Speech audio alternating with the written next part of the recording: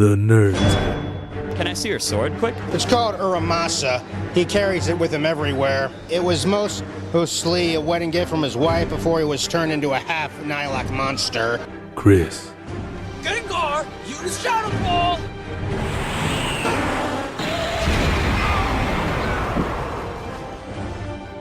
Alan.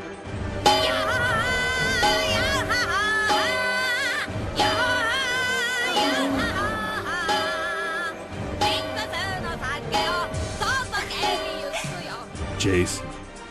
My name is Sasuke Uchiha. I hate a lot of things, and I don't particularly like anything. I'm going to restore my clan and destroy a certain someone.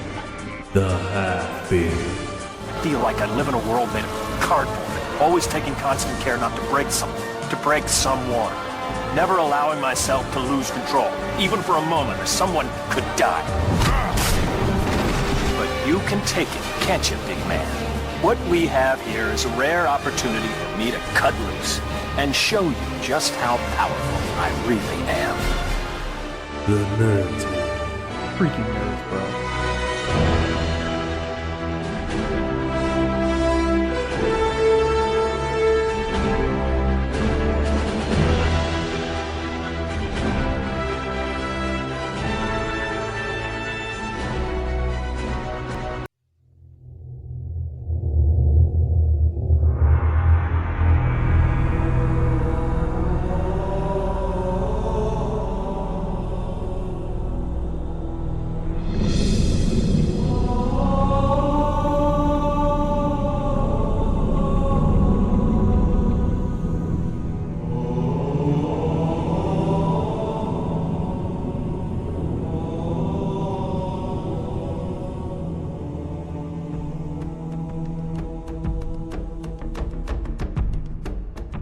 This is nothing but late nights,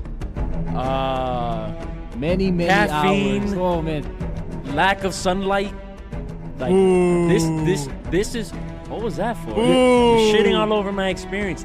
Your parents coming in the room telling you to go to sleep. Yeah, Go exactly. to sleep. Exactly. Turning the TV back on after they leave. Lower the damn volume. I'm gonna be honest, this was the only thing, like if you gave me an Xbox, this was the only reason I'd keep it. This was the purpose I bought my Xbox. This was it. Same here. Same here. I'll tell you what, my N64 broke and I didn't have a system, and I was deciding between the PlayStation and the Xbox. Halo. And everyone had Halo, and I bought the Xbox. Every Xbox I've ever owned has been a Halo edition. Of course.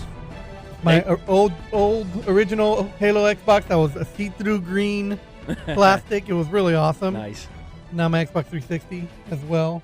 Is see-through green as well? No, but it's the Halo edition. It kind of looks dark like green? It's a dark green. It has like prints on it. It looks like kind of like a Dropbox or something that has the like seal of the UNSC. The insignia. This game, this franchise is helmet. It's really, it brought us, and we're bringing on Greg. Greg, you there? Yeah, I'm here. Hey guys. Hey man, Woo. Good to have you back on with us on the Nerd Table. This is part of our chemistry of my group of friends. We all had Xboxes. We all played Halo together. 4 Xboxes in somebody's house. I used to have. That was such a System great links. and horrible experience. No, man, it was awesome. It was awesome. amazing. It was amazing. Okay, it was great because you were playing, but we had one guy in particular who made it torturous by the way he would divide teams and how he would rape you with his eyes closed, upside down. I had a lot of fun. Eves was one of the good guys, but he was having fun, and you would just hear giggling from down the hallway. And it was usually vehicles flying all over, and he never got angry about it. You rocket launcher, no problem.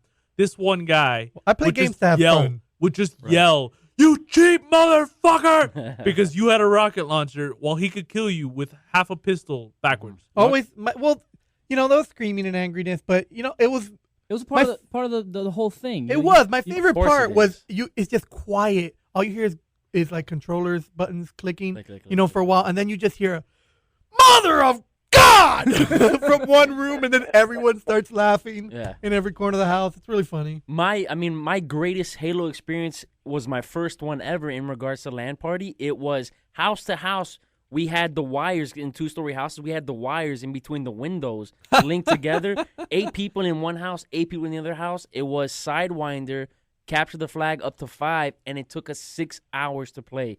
The sun was up, and by the time we were done, the sun had set. Wow. That was one of the great, and the top kill, which he ended up being a pro gamer. He went to like New York to play Halo. He had, I think, 300 kills, and the person underneath him had 120, whatever it was. See, the guy we played with would leave the level and cohort with the second best player and have the third best player on his team, and then maybe send us Eves if he felt nice. I once played a game where he sent me 2 girls who never played video games and a guy who refused to. What do you mean sent you? You're talking about that was online? my team. You're talking about online or no? It was in a house. It was in a house, and he took the 3 best players and sent me to a different room with the worst players. We knew some people that were controlled. Well, that's just poor team management. We knew some people that were controlled. I had nothing to do with it. I went to my room, and all of a sudden, it's 2 girls walk in and Jordan who didn't want to play. Yeah. and literally, not only were they bad, then I'm playing a guy who's leaving the fucking level.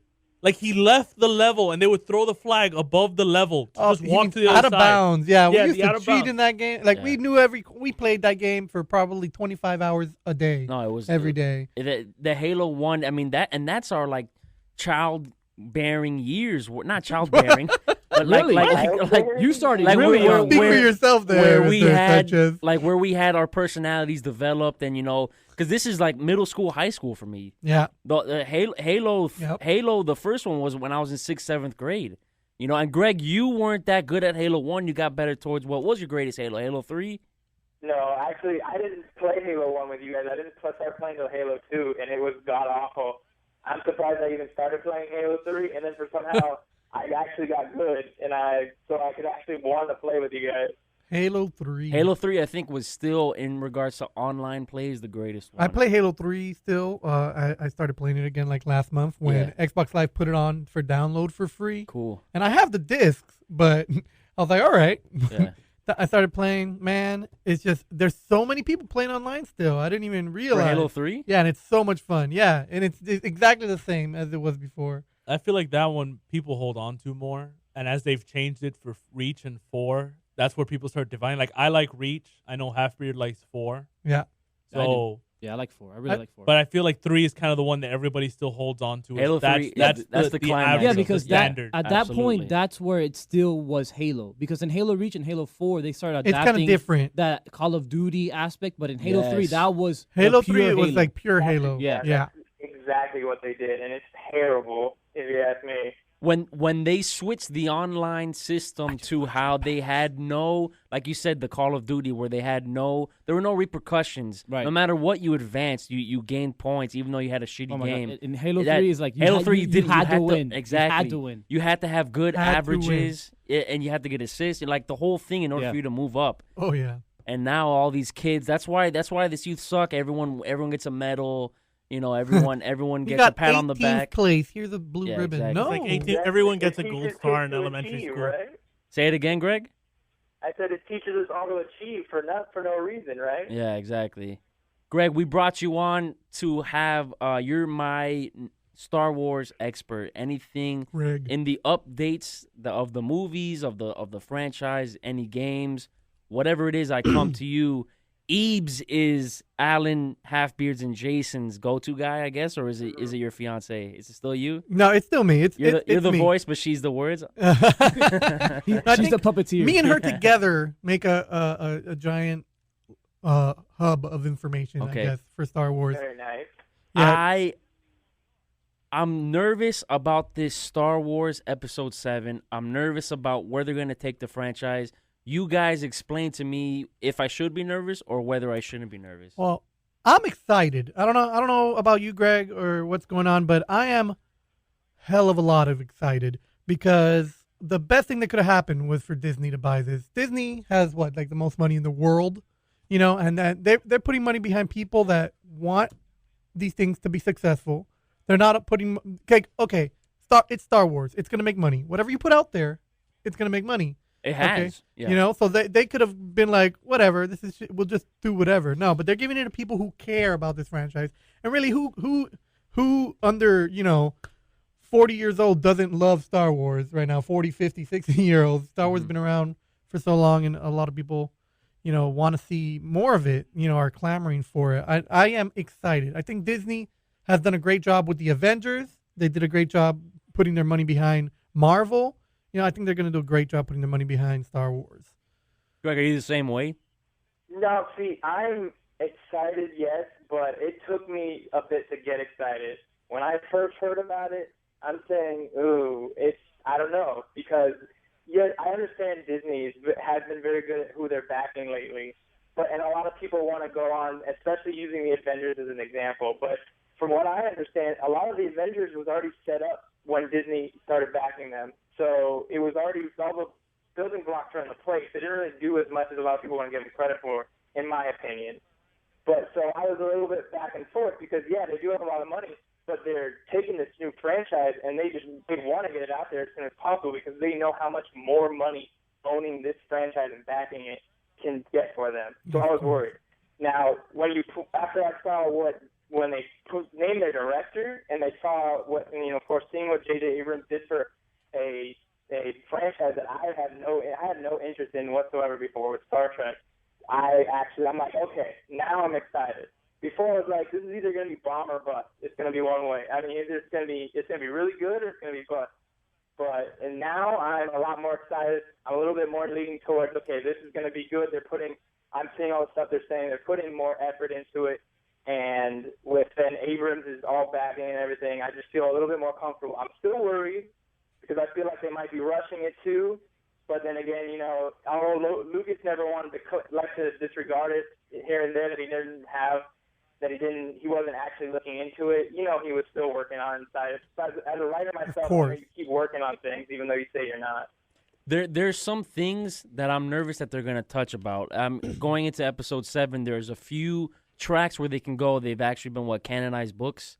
Or non-canonized Yeah, there's books. been a lot of canonized extended universe. Okay, extended universe. There's certain aspects that I don't want Disney to touch.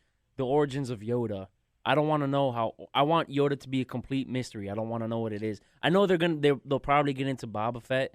Boba Fett. Sorry, I said Boba Fett. That's the second time you say Boba Fett. I know. Greg, I think you need to reconsider your friendship with him. You're stabbing us in the heart. Multiple movies. I was actually, I was actually waiting on that topic because he is actually. Oh my God, he's right here in front of me. He is actually one of my favorite characters, Boba Fett. He has an action figure. I don't want to mess it up. It's an action figure. It just popped out of his pocket. Seriously, it came out of nowhere. It actually kind of startled me. It popped out of somewhere. Yeah, it did. The Sarlacc pit. Oh, yeah, did I redeem that's exactly myself? where. Yeah, you did. Yeah, you did. Wait, I don't know if that's enough, Greg. I'm still wondering if you should strike him from the book for this, with Boba Fett. You know what's crazy? I do the sports table with a bunch of jocks and meatheads, and I don't get ripped as much as I do here with you guys. I mispronounce one thing. This is like sacred ground, though. Yeah, it's Boba Fett. Come on, Boba Fett. Okay, come on. That's like mispronouncing your mother's name. So there are some aspects though that I don't want Disney to get into. Should I be worried about that, or should I just embrace whatever they do? It's a risk. Everything's a risk. We have no idea what's actually gonna go on. But I know Carrie Fisher signed on. Mark Hamill signed on. Harrison Ford. They're all gonna be a part of it. And I know that they're not gonna center the whole movie around the older generation. They're probably going to bring in some new characters. Have some new ideas going on. Have some. I personally love the idea of an older Luke Skywalker standing in as an Obi-Wan Kenobi figure. Absolutely. It gets. I'm tingling about the idea. That's great. Is that what's in the canon? Well, he becomes Luke. What he does is he puts together the new Jedi Order. And how he does that when there's no Jedi left in the universe, he has to, go searching planet to planet for any Force-sensitive, younger people, and start building an academy from there. In the extended universe, he builds it on Yavin, which is where he was in the Temple Yavin, which is from episode 4. Episode 4. Yeah, sorry, from A New Hope. Episode 4, and it's awesome. Like I've read that series as one of the first Star Wars books I picked up after seeing the movies. Yeah, I read it a long time ago, a long time in middle school, I think it was. And I read, and from then I think I've read about 30 or 40 different extended universe. I don't have it all covered, but Han Solo, his past is amazing stuff. But I don't know if they're gonna go that way with Luke building things. See, that's why I don't know. I don't know when exactly they're gonna jump into this point. Like, has Luke already built an academy? Is it already going? Are they like in the beginnings of it? Because of course he was a lot younger.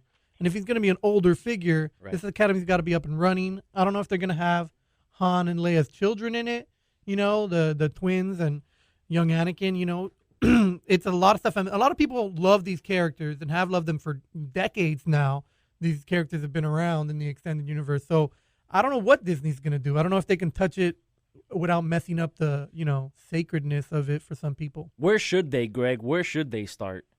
Well, to go back real quick to your question about Episode 7, I wouldn't worry about them doing anything where it's centered on the older characters from back in the prequel trilogy. Like, you're not going to see anything like the origins of Han Solo or Yoda or anything like that. They have hinted at that they're going to do solo films, spin-off films in between the episodes. That is where you need to worry. You might see that situation. That's terrible.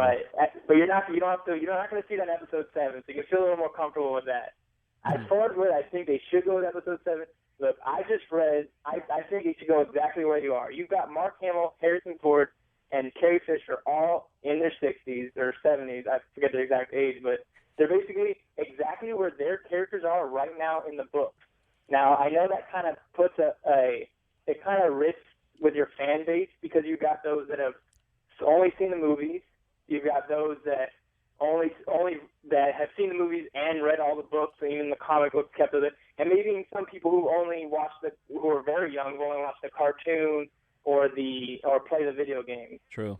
So, but I literally just read the last book that they published in the Star Wars canon, and it leaves off in just a perfect place where I see they could go. In a way, I've even thought about how they should just kind of stop publishing the books as these movies come out, at least the ones in this time period. Maybe if you want to do it from a previous time period, which they do sometimes still, I think you just pick up right there because, honestly, it's just at a point where they're all the old original trilogy characters at their certain age. They're ready to pass on the torch to the new group and start off a good grand story with them and then take over the order, and that's been built up. The only problem with that is there is going to it seems like it's going to be rough because they're going to have to do a lot of explanation for those who have only seen the movies. Because last time we left them at the movies, they had saved the galaxy, and Luke and Leia were the only Jedi around, Luke being the only trained one. Well, something that I'm not worried about in that perspective is that you have to remember who they're working with here. Between J.J. Abrams and Disney, they know how to tell a story, so they can easily work all that stuff into the story without dedicating like the first 30, 40 minutes of the first film to kind of fill in the backstory again. They are very good at working things into it. Yeah, well, one thing that comes to mind, Greg, I don't know if you're probably as big a Star Wars fan as me, but seen all of the episodes of Clone Wars. And what Clone Wars in the beginning, what it does is it throws a bunch of information at you, like one of those old-timey TV serials or whatever. And like, and this time in the wall, this is going on this planet. And it gives it all to you really quickly, and it pretty much sets the scene for you without you needing all that backstory going on. So I think there is a lot of stuff they're going to have to gloss over if they go with that method of just jumping in where the books are right now. But what you said, Greg, about a lot of people not reading the books and just knowing the movies for the movies, I think those are the people that they're going to be aiming for, not the people from the books. Me. Yeah, exactly. They're going to be me as well. They're going to be aiming for like Keith and Sanchez. They're going to be aiming for feel regular Star Wars fans. I feel so wanted. And you're right. I completely agree with you. I think that's exactly where they are going to aim for it. But it just seems like if they do that, I still think they're going to have to fast forward because, I mean, you can physically see the actors are 40 years older. You know, they're 40, 50 years older than they were in the movies. So you kind of have to flash forward, even if obviously what they're most likely going to be aiming for is those people who've only seen the movies and are great fans of the movies. Is there going to be someone in particular that you're looking forward to seeing, Greg, or hearing that they might get into their story a little bit? Someone like me and Halfbeard that we've only seen the movies. For you guys? Or no, for yourself. Is there someone like, I guess, one of the sons or daughters of Han Solo, whoever? I mean, honestly, at this point, I just love to see the remaining kids that are. And like I said, I'd like it to start up right where the books have just left off now, where the remaining kids that are around, they are passing on the torch, and I'd be excited just to see their interpretation of them and how how they can grow up in 3 films. Because if you think about it, we saw Anakin grow up in the prequel trilogy. We saw Luke grow up in the original trilogy. So it'd be in this way, not only is it passing the torch, but then we can see the kids grow up through their whatever trials they go through in this next trilogy. Yeah, I think if they center around like the Solo children, it'll be a pretty fantastic story. Even if it follows like them when they're young and them learning everything and all the trials and tribulations they go through together and separated, I think it'd be great. I think it'd be great to center around that and have them as the new youth. But like you said, the actors are a lot older than that. They're not young people they're not young couples having kids anymore. They're, these kids are already grown ups.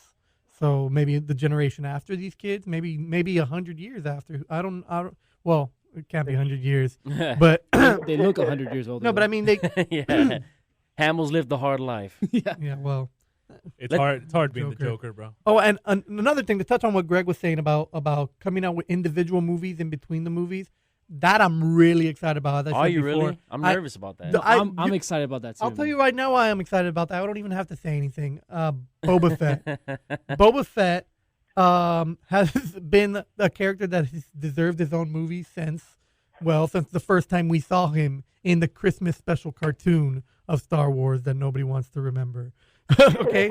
Since that cartoon, that character has deserved his own movie, and we still don't have one. And back in 2011, in July of 2011, Joe Johnston, which is one of the guys who was originally a designer for Boba Fett in the original trilogy, he had been asking George Lucas for permission to create a standalone Boba Fett movie. And I think now with Disney owning Star Wars and with that open on the table, it's something that they can definitely go into. And then something they can definitely follow. And I will definitely be in line in my Mandalorian armor to see a Boba Fett. Well, Eve, something that I don't know if you ended up finding out about, but do you remember when they were talking about Star Wars 1313? 1313? Yeah, Star Wars 1313 was supposed to be a video game that was set on level 1313 of Coruscant, and it was supposed to be following a bounty hunter. When I went to Celebration 6, they had footage of it, and kind of like a tiny gameplay trailer, but they had used a generic bounty hunter. So everybody thought, oh, you're supposed to be a generic bounty hunter. After the whole merger with Disney and the game got scrapped for whatever reason, we ended up finding out that was supposed to be just generic for now, and it was supposed to be a Boba Fett game. Oh, my gosh. Why are you telling me the stuff that makes me sad? The sad aspects of it. Greg, let's talk about legacy. Okay, the original 3 is, acclaimed by all generations. They all love it. The episodes 1, 2, and 3, it's had mixed reactions. The older people hate it. Some even the younger generations hate it. And it seems to be a minority of people that actually enjoyed episodes 1 and 2 in particular, and then 3 as well. What's the legacy that Star Wars needs to leave with this new trilogy that they're releasing? They honestly need to come out. I think they need to come out with, in a way, just a movie that not only hits on the previous trilogy, the original trilogy. That it seems to be. Obviously, there's a generational gap. It tends to be the older people like the original trilogy, the younger people like the prequel trilogy. But even so, even a lot of the generation that came out with the prequel trilogy still have mixed reviews. Right. And will like the original trilogy as a whole. So you need to have something that not only comes out with a punch of that feel of knowing this is just, you get that feel you felt when you first saw A New Hope, but just that this is new too. You're seeing all this new stuff happen, the stuff that you knew about if you're a huge fan and read into the extra stuff, or just are experiencing it because you've been wondering what happened to these characters since episode 6. So it just needs to have both at the same time, and which is a good thing. Like I said, it's a good thing. I feel good with J.J. Abrams because in a way he did that for Star Trek. So Where's something that they need to avoid? I know everyone hates Jar Jar Binks and a few of the cartoony aspects of the first trilogy. Avoid George Lucas. Is that what it is? Just the fact that he's not here, they're automatically going to be better? No, you know what? I think they don't need. What they need to avoid is trying to make those comic relief characters more relevant than they are, because that's what R2-D2 and C-3PO were. They were the comic relief. Yeah, but they they served their purpose. Like I get your point. Like they had a point. They were important to the story to move it forward and everything. Jar Jar. Yeah, but they weren't trying to make them more than what they were. They were the comic relief. That's clearly what they were. They gave some information. They were comic relief. Jar Jar, they tried to make him more, not only just like this huge comic relief, but like more important to the story than he actually was. No, he's just an oaf that was there. Yeah, that was it. He didn't need to be more than that. Like he became the main plot points of the movie happened because of Jar Jar Binks being there. And how is he introduced? He's just running away in the woods because he got kicked out, and then the Jedi run into him. Don't get me wrong. I'm talking bad about Jar Jar now, but when the movies came out in theater, I was just swooning. Really, for Jar Jar? No, not for Jar Jar, but the movies in themselves. Jar Jar. I wasn't like going home, man, Jar Jar, that character blew me away. I was more going home pretending with my broomsticks on that Darth Maul Obi-Wan Kenobi fight. Man, when that song came on, when those doors opened up and you saw Darth Maul there, I have goosebumps that have not gone away. Okay, that's how amazing that was the first time seeing it. Just when he comes in and he twirls his at the time hilt, he puts out one, and then at first when I saw him fighting with Qui-Gon Jinn, I'm like, man, he's got a big ass hilt. Big hilt. And then all of a sudden he turns, he puts out one, and all of a sudden another one comes. My brain just exploded. Everyone my brain just exploded. I don't even know the noises. Yeah, you're like, oh my god. Yeah, it makes so much. He's fighting two of them. He needs. So are the new, Greg? Just to get your opinion on it, should the new ones? Well, first of all, give me the context of the canonized books. Are they more serious, or are they lighthearted like the first 3 episodes were? It depends on the writer and the situation they're in. Because some writers like to do the comedy. Now, some writers have even had some writers are better at the comedy. Some are sprinkling it in. Some writers aren't, so they stick to just the serious tone. But it also depends on, is this book a one-time shot? Is it a part of a 2-book series, a trilogy, because they've had series as long as 9 books. They've had series as long as the one with the Yuzan Vong was like 20 books. Oh my God. Yeah, you can. It depends on where they are in a series too. If they're towards the end of a 9-book series, they got to be a little more serious. Yeah, but so it really depends on the writer. In my opinion, the books, just like the movies, the best ones are gonna have the right amount of both serious and the right amount of both comic relief and funny type stuff. Not overdone on either side.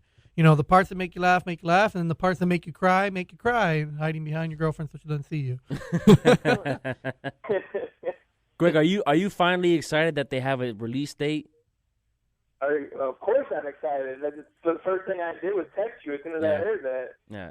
20. Is this kind of the motivation that you need for finishing off this second book that's been there for like 2 years? That and you constantly hounding me, my friend. Writers need it. Writers need it, Chris. My fiance is a writer too. She has her own. Yeah, she has her own Star Wars stories as well. No way. Yeah, bounty hunter stories. They're really good. They're really good. I've read them. I want to read them. They're pretty good. No, they're pretty good. About them. Pretty good. But she's a writer and she's not done with a story. You got to keep telling them over and over again, or they're never going to get it done. Yeah. It's very true. Tell your fiance to do that to you, Greg. I can't keep hounding you, man. I'm not the one that's next to you. Greg, we appreciate you coming on with us, man. Any update for Star Wars? We always look. Oh, by the way, did you see the message? Well, all of you, did you see the Star Wars reply of the fan that tried to join in and apply to it? Yeah, I saw that. Alan didn't see it. He doesn't see anything I send him. There's a few points to that brings me joy. First of all, that they're taking it seriously and they're not afraid to put people down right where they are. Right. That was a good response. Well, Greg, we appreciate you coming on, man. Thanks, Greg. Thanks for having me. We'll have you on next time we are here at the Nerd Table. Cool? Sounds good. You guys take care. Thanks, man.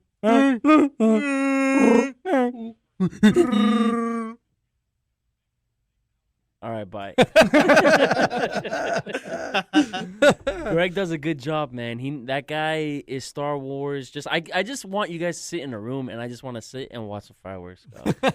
I do. That what just happened. I think that's what just happened. Yeah. We're gonna go to break. We're gonna come back. We're gonna get into more nerd table stuff. We got video games to get to. I want to talk. Can someone sway me one way or the other? I try to be as impartial as you can. No, not with these guys over there. No, not with these two. Yeah. These PS4 fanboys. You know what it is? Before we go to break, then we'll talk about this. Why?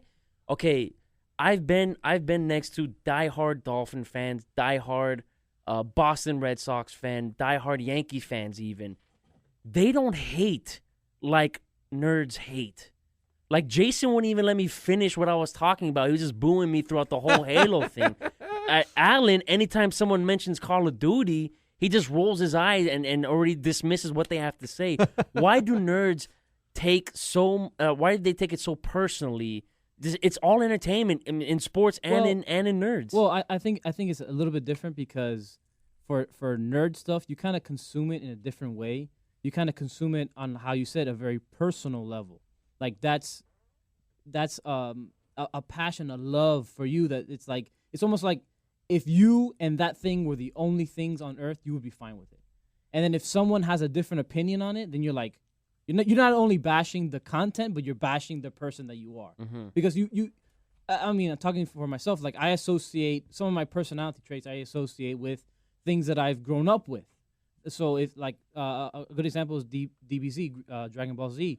If somebody says, "Oh, yeah," when someone says, "Oh man, that show sucks," it's all about it, and like, hey, no, you suck. No, you suck. What are you talking about? You suck. Right. Like you've never seen it. And it's like, of course, it was, when I was younger and I grew up with it. With my brother, and I were both watching it. So it's like it's a very personal thing. So it's also a lot of that stuff where it's you spend a heck of a lot of time. I know for sports guys, you read newspapers and what's a newspaper? Okay, I'm sorry. You read, you zoom in the newspaper. Yeah, exactly. You read all this stuff that's outside of sports, but when the sport happens, it's only for 4 hours. It's a short amount of time, but for the nerds, I guess. I mean, it's forever. It's always encompassing. It's always there, no matter where you go. When I talk with my girlfriend, she does it on purpose now, but she used to say Dwayne. She wouldn't say D Wade. She would say Dwayne, just to annoy me, right? I said Boba Fett or Boba Fett. Don't stop it. And I'm getting. It's like you're stabbing my seriously. ears. Set on fire. I was massacred. Why does that happen? I know you said take it personally. Dwayne Wade is my favorite athlete with an F athlete ever. Athlete. I don't know why it is. Yes, I'm comparing Dwayne Wade to Boba Fett. Yes. Hey, he's with Gabrielle Union. That's a good comparison on his favorite. Yeah, man, come on now. Who's Gabrielle Union? Okay, so what? So why is it then? Why do they take it so personal? Boba Why do you Fett's take it with the personal? Slave One. It depends on what specific. Like with Call of Duty, if we're gonna go specific to that one. My issue is that I'm watching the rampant success of something I believe hasn't changed since the last World War II game that I had. Medal of Honor. And I'm watching it, and it's almost like it's absorbing the brains of entire generations of people who, without thought, just go for it, without even considering other options. Mm-hmm. So that's why I get dismissive, because there are other options, other ways to play, different types, and I find that it absorbs people to the point that they just dismiss everyone else, which will go back to Keith's thing of when you dismiss everyone else's, you're dismissing them too, and you get angry about it. Right. It just all really depends on what specifically, but nerds can get very invested and believing in what, like this whole thing with Carlos hating anime and him being ashamed that his daughter is watching an anime that me and Jason both really like. One Piece? Nope. Sword Art Online. Oh, I've heard of that one. Apparently his daughter watches it. And he's like, I can't believe she watches that shit. He didn't grow up on Dragon Ball Z or anything? No, he did. They don't understand it. But like when you say anime's dumb, that's the majority of what I watch. That is some of the best entertainment I've ever come up against. So you're saying is I have no taste and everything I watch sucks. That's what you say. Which is what they're saying. Which is what they're saying. Which is incomprehensible, which is why you end up defensive. And it's that type of back and forth. Nerds, their stuff kind of gets looked down on. And they tend to be, you feel looked down on sometimes, and you're very personally connected to your stuff, which is why they begin to take real hard ownership on it. Because you know what? If you don't like it, fine. I'm going to like it more than you could like it. That's actually a really good point by Alan, is that not until real recently it's okay to be a nerd. Like, I would say 10 years ago, or even fewer, like 8 years ago, if you were called a nerd, or if you were a nerd, you would get shit on for being a nerd. Like, I'm not a nerd. Yeah, they'll literally sit you down and shit on you for being God. like. I mean, it was bad, but I mean, now that this culture has changed, and now it's really cool to be a nerd. And if you're really not a nerd, then you're really kind of like the outsider. Yeah, that's how things have changed. But I can say by like the psychology of the quote unquote nerd is like for such a long time, if you were a nerd, you were always picked on. So it's like a transferred emotion, if you will, that all those years you've been picked on. All of a sudden, people say that you're like, oh, you like anime, you're a nerd. I'm like, screw you, man. You know, I like anime because I love it. It's a good story. Yeah, you feel picked on. But I think the core of the matter is, Sanchez, is that when you say someone's a gamer, it's not an all-encompassing thing, because there's so many different type of gamers. You know, there's PC gamers that play, you know, StarCraft Online, There's things me like and that. Jason who are playing Pokemon right now. There's Jason and Alan who are playing Pokemon right now. I would probably be too if I had brought my nephew's DS. But and then there's people that only play Call of Duty. I know a person that has an Xbox, has every Call of Duty game, and that's it. Oh, Adam, we'll go one up. Adam only plays Call of Duty and Madden. Exactly. Anything past that, like he had Borderlands, and it was like playing with a 2-year-old. When I hear about that, I roll my eyes, because that's like a game, and you could be good. Believe me, I play Call of Duty. I have people. I get my gun souped up. All the stuff. It's fun. But there's a bunch of other games out there. There's games where you can be a freaking pirate and take over other ships. There's games you can pretty much do anything. There's one aspect though it's hard for me to sort of understand. When I'm talking to someone and they mispronounce, they'll say LeBron Johns or whatever. Like, they'll mess up the guy's name. Or if they're playing a sport for the first time, if I'm playing someone and they don't know how to play basketball and I'm playing with them, I'm not going to crush them. If I play World of Warcraft or StarCraft? What is it called? Yeah, StarCraft. Yeah, StarCraft. I'm gonna get massacred for being a noob. I'm gonna pwn Yeah, you. they Like, are. absolutely. They'll do that. Why? Some why? gamers Why are like is that. Why Some is gamers that? like Alan will destroy you. Wait a minute. Personally, you're personal. Wait. First things first.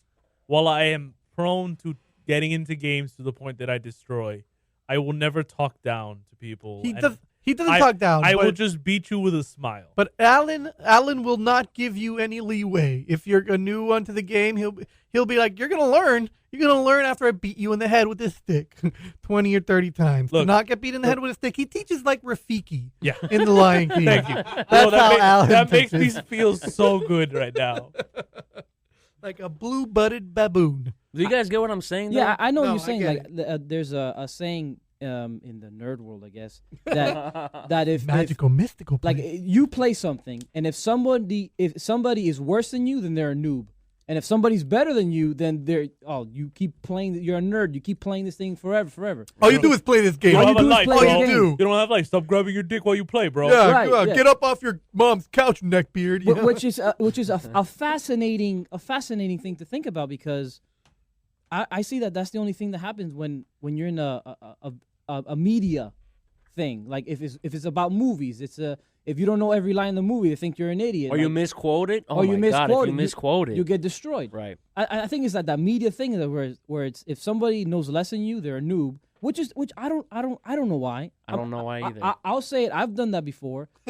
Where somebody quotes something and I'm like, that's not it at all. I feel like sure. Isn't our friendship based on that exact thing where I can't quote anything right and you just spend your time correcting Yeah, me? but I don't take a dump on you or anything. Thank God. Keith takes a dump on you with his eyes. That's what Keith does. I take eye dumps. It's weird. It's weird to see. And the thing is, you would think of all of both genres, sports people and nerd people, that the jocks, look at this guy, let's pick on him. But I feel like they would be more forgiving or more welcoming to someone that's starting out or someone that's new, as opposed to someone playing online. Well, that's not. I don't think so. On the majority, you're saying. Yeah. Okay. Look, okay, according to every single movie from the 80s and 90s, jocks are jerks. And I'm gonna throw this out there. You have post-traumatic stress disorder from a jock doing exactly what you're saying jocks wouldn't do. Mm-hmm. But that's one time in my whole life. What I'm saying is it's everywhere. Depending on for nerds and for games, depending on specifically where you go, they're different nerds. All right? Right. When you're talking about StarCraft, that is live in the basement, spend years playing that. Yeah. Those guys take that shit seriously. Mm-hmm. So they're going to be very high and mighty about it. But go to DC Universe, where it's not a lot of guys who play a lot of time, they're a lot more casual. They will know. It'll be Eve's level understanding of the DC Universe. They'll tell you everything about Central City. Which is not a lot. But they're not going to be like, you come in and go, so how do I do the bounty with this guy? Someone will just type in, friend request me right now. I'm at the guy. You can come. I'll help you. Like, DC Universe has been very kind if you don't know what you're doing. It depends on where you go. If you had to pick one or the other, though, to say it happens more frequently where they'll harass the new guy, is it going to be the sports people or is it going to be the entertainment people? I would say the entertainment people. Entertainment, because sports, you have to, be committed. You got to go out, join a team or something. Yeah. Entertainment, people just show up, and that's why. So it's like people show up, and you're like, what do you think? You're good at this game? Get out of here. Get out of here with your newbie ways. You're holding the controller upside down like a bad Target magazine. Get out of here. Right. I'm not sure which way to answer, because if you don't know what you're doing, you try to walk into a pickup game, no one on your team is going to be happy with you. True. And they're going to look at you. The thing is that I think with sports, if you don't know what you're doing, people tend not to show up for it. Like, Eves has played basketball with us once in the past decade. Booyah. Eves is not a basketball player. He knows this. He doesn't show up for these things. On a team before. But I'm not really a player now. I drank a lot of Gatorade. he was the drinker. I was a fighter. He brought a bottle. I was a fighter. I was the only one. Eves, have you ever tried playing drunk? No. You would be the most accurate. I think I need knee pads. pads. I'll tell you, this guy. He's like fucking Jackie Chan. Under the influence, alcohol. He is amazing. Like, I forgot what it was. It was with Soul Calibur. Oh, yeah. Him drunk playing Soul Calibur is like you would see like on Evo with those tournament guys just fighting is amazing. Like he just keeps doing moves. He's how is he doing? He's like Jackie Chan. In the Drunken He's Master. pumping him full of alcohol, and he gets better. Like, I would he would come in sober to begin the night. We'd play Soul Calibur. He would beat me every time. Destroyed. I couldn't come up with concepts to beat him. Nothing. End of the night, he comes in staggering. Just, can we play again? And we're like, okay. And I'm telling you, I'd edge him out, but it's like at a 51% rate. Like, he pushed all the way to where he was my equal. Right. Sober? No. I think what it is kind of like Deadpool, where Deadpool has no idea what his next move is going to be, and that's why he's so unpredictable, because he doesn't know that nobody fighting him can know. I think drunk me playing video games has no idea what the next move is going to be, so no one can prepare for it. Not even you. Not even myself. Right. I think this will be the scenario that'll sort of lean it towards which one would get it more the other. If your grandfather goes to play basketball with you, it's sweet. If your grandfather goes to play video games with you, it's annoying. No. I don't want my grandfather. Maybe not. I don't want anyone your specific grandfather. No, I don't want anyone who doesn't know what they're doing anywhere near a game, because I'm gonna eventually take it seriously, and they're gonna ruin my time. To tell you the truth, this was back in Halo 2. I was playing a map or whatever online, and my dad comes in and he goes, "Oh, let me play that." And I'm like, "Well, you might not know how to play." So I took him to a custom map, and I got him in, and I just handed him to the controller, and it was I'm gonna say it was infuriating. Yeah, it's frustrating. I'm like, okay, so this is to move and this is to look, and he goes, and you just see like his camera. It looks like he's just like floating. I'm like, and he looks down, he's like, "Where's my feet? Where's my feet? Well, I can't see my feet. Where am I going?" I'm like, okay, don't worry about your feet. Just walk forward. It's okay. Like, okay, you're looking with your eyes, and of course, I don't play inverted. And he's like, oh, I'm pushing up and is looking up. This is ridiculous. Like, this is not flying a plane. I'm like, okay, it's not flying a plane, but just imagine. Okay, you look up, and then he is looking to his right but moving left, and then he's like, I'm so dizzy. I'm like, and I'm there, just like my fists are bleeding, right, with just the tension of. I'm like, just move forward. And I haven't even talked about triggers, jumps. It's just movements at this point. Right. And I'm just there like. And if you see him, if you go to play horse with him, it's a great time. You're But horse is not playing a sport, though. He's not playing a game. I went to a custom map. All right, but he was teaching him to eventually bring him to some form of competitive attempt. No, but it didn't work. I think you're right, Sanchez. It's easier to do like sports and stuff like that with. I don't think it's easier. I think it's people tend to be more welcoming in the sports world than in the, and I'm talking about myself personally, because I have post-traumatic stress from what's that guy's name? The douchebag Sosa. And but that's one time out of all my life of playing sports. When I go into playing new games, I don't play new games, and I don't tell people that I'm new.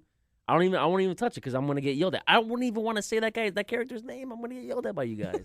Well, I don't know, because I guess it depends on who you're playing the sport with. Like it all goes down to like who you're playing the sport with. Because I played baseball for like 8 years, okay, and that must have been horrible. Some of the coaches were awesome, and they were like, okay, this is about fun. We're out there. Let's try to win the games. It's not cool. Let's get some pizza, whatever. And then some of the coaches ran their teams like Nazis.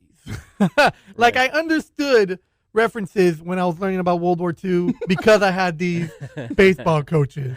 Like, you'd have to run a mile when you get there. You'd have to run a mile after every inning. You have to run. Like, it was ridiculous. And I was not one for running miles. That sounds like my dad, who made us run after we won games. Yeah, he was talking to every kid. I had coaches that would talk to every kid like if they were going into the major leagues next week. Right. Like, you are not ready. You're not ready. You need to get ready because there's going to be people in the stands that are going to look for you. Like the worst time ever. I've had some coaches that had sons on their team. And, oh, man, those sons were like under so much pressure. They were the best. Yeah. They were the best people on the team. They were always the pitchers. I wasn't the best. Well, which made it worse. Adam got put on a travel team. For basketball? For baseball. He did not belong on that travel team. Right. He was only there because my dad was the coach. Because my dad really, really wanted to coach a team. You know what? I was the same way. JD Martinez, the pro baseball player that played next to me, and a few other guys that made it to the minors, I was on their team. For what reason? Because my dad was coach. And I hated every second of it. It's all baseball. We're going to go to break. We're going to come back. We're going to get into some other stuff. Talk, finally, some PlayStation, some Xbox One. I need to ask you guys a question on superhero worlds, okay? Superhero worlds, to me, is some of the most fascinating sociological, I'm just trying to think of big words. Just aspects of how they function compared to other worlds. So we're going to get into all that coming up after this.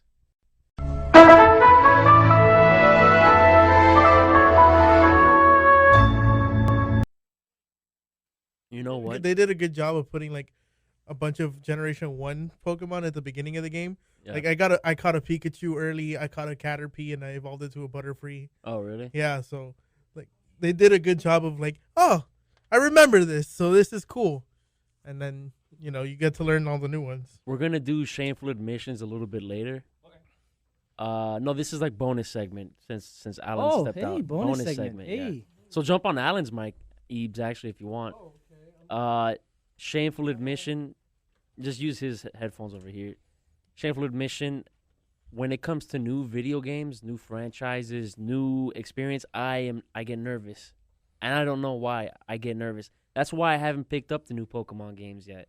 That's why I haven't played games like Uncharted or even Assassin's Creed.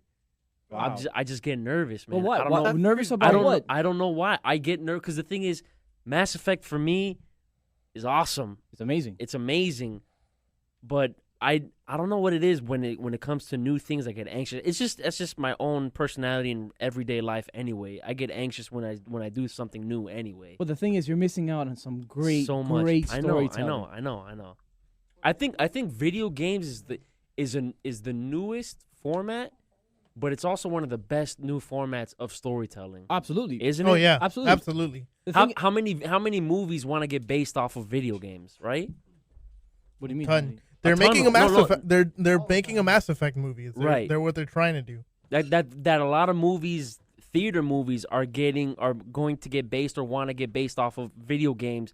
Prince of Persia was one of them. Yeah. You know what I mean? That there's been a few of them that are like that. Prince of Persia was not bad? necessarily good, but No. But that video games even is a watch great it? way of storytelling, and movies want to emulate the storytelling that the video games does. I'm saying that video games is the new form of storytelling, and it's a great medium for it. yeah, Oh, it's absolutely. it's Yeah, per- look at like that it's game. with the new games coming out, especially the newer games coming out that have come out already. I'm sorry, not coming out, but they have come out already. That it's an amazing story. Like it's almost like you're watching a movie, but then again, sometimes you like when I played a certain game, and like at one point I had no idea if it was a cutscene or Right. or I was playing, and all of a sudden I just on instinct I moved the stick, and I'm like, oh, I'm moving. Oh crap! I gotta keep going. It's an amazing, and you get so involved with it, also engrossed by it. It's incredible. It's immersive. That's what I was. Speaking, I mean, Mass Effect itself, there were a lot of times where I did not want to play. I just wanted to keep watching. Oh, Because it was so cool, Yeah. the way that you would just pick up from right after in the middle of the scene or whatever it is. Halo used to be like that. Halo, they would have the drop scene, you know, when you get into a new level, and then it would drop down to half screen Yeah. or widescreen. And then if you move, you can the scene is still happening, but you're part of the interactive play. Right. Like, that's so cool. So good. They don't have that in books or TV or anything No, else. absolutely not. It gives you a story, and I mean, for books, it also gives you a visual. Right. But not only is there a visual, but then you can interact in that world. Mhm. It's just layer on top of layer on top of layer. Yeah. And concerning the storytelling, like there's certain games that you create your story. Right. Like in, Mass Effect is a pretty good example. I mean, Dragon Age was another one. there is a certain story, but then again, you're playing that story. Fable. Fable's another one that really is your decisions that outplay that world. That world is based on you, Right. Which is really cool. Which is amazing. Yeah, Those tend to be not MMOs, but RPGs. No, RPGs. yeah, RPGs or anything that has a choice system that affects how things end out. Like Right. even Infamous 2, Infamous 1 less so, but there was a morality system, and depending which way you went, changed the outcome of how the world played out. But those are just added layers to add to gameplay and, you know, the concepts. And some of the best stories, I watch a lot of anime, but some of the best stories I've gone through have been a couple of the latest games in this generation. Mhm. This generation has come up with some good ones. Well, like you said, God of War is a great one, isn't it? God of War is a man's story. I wouldn't go so far as to call it a great story, but it's close. And then because of presentation, because of how brutal and how violent it is, and the way it's beautiful as it does that, and the way they do set pieces, it becomes itself like a work of art. Mhm. I think better stories, and you guys jump in, I think anything Naughty Dog has done along the last 4 games that they've done has been spectacular storytelling. The 3 Uncharted and Last of Us. Yeah, which was one of the games that you were saying that you were kind of scared of. I Yeah. would say, man, jump into Uncharted. Like BioShock. Oh my gosh, this is another one. BioShock is ridiculous. Bioshock's I've only ridiculous. played my the first gosh. half of the latest one Oh, it's of really good. Infinite, and it is so immersive. You feel like, and the thing is that because it's set at a different time, you're taking the events of stuff. Like if they're racist, you're like, oh my god, I can't believe they said that. Wow, like what's going on here? And you're walking around and you're taking in this unusual world, and the story is weaving more and more and more. I've only played maybe a quarter to half the game, and it was good. It was really good. The thing that affects me though, if you're watching a TV show, like for instance, because of you guys, I saw Firefly. Yes. Oh my God! I saw Thank you guys. I saw Firefly. By the way, and he said it. 3rd episode got him. by the third. Yeah, right? Yeah, It because gets you. It gets you. I'm watching the first 2 episodes. I'm like, what are these guys talking about? And then later on, I'm like, okay, What's yeah. the third episode? I didn't want it to end. No, it was just like a point early on where I'm like, okay, this is really cool. By the about around like the third episode, you start getting hooked. Yeah, that's when you become a brown coat, as it were. I literally saw Serendipity, or not Serendipity. Serendipity. What the hell is it? Serenity. Wow. Serendipity. Boba Fett or whatever. Look at this. I'm never going to explain anything again.